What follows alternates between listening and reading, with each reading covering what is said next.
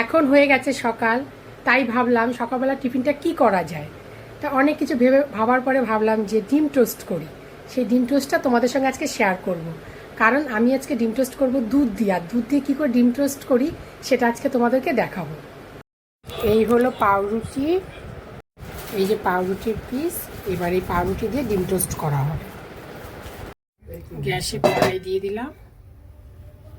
এই হলো পেঁয়াজ আর কাঁচা লঙ্কা, নুনও আছে কিন্তু আদা লাগে, আমি আদাটা দিইনি, একটু রিস বেশি হয়ে যাবে বলে তাই।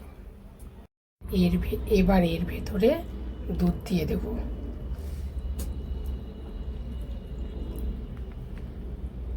এই যে ডিম, এবার ডিমটাকে ভেঙে দুধের মধ্যে দিয়ে দেবো।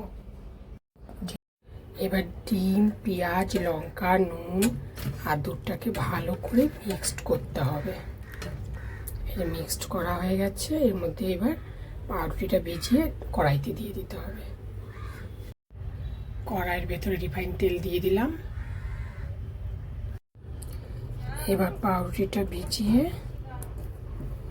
ভালো করে দুধটাকে পুরো মিক্সড করে কড়াইয়ের মধ্যে দিয়ে দিতে হবে।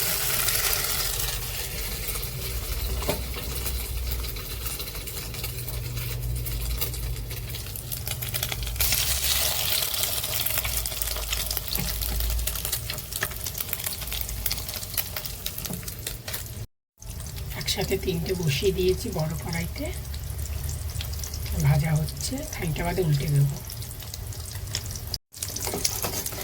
উল্টে দিচ্ছি।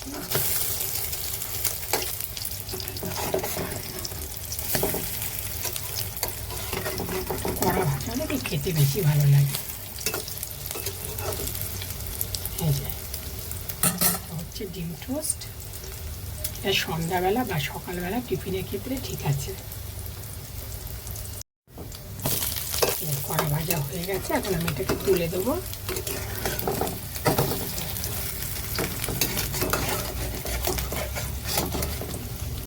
এই আমার ডিম টোস্ট কমপ্লিট দুধ দিয়ে।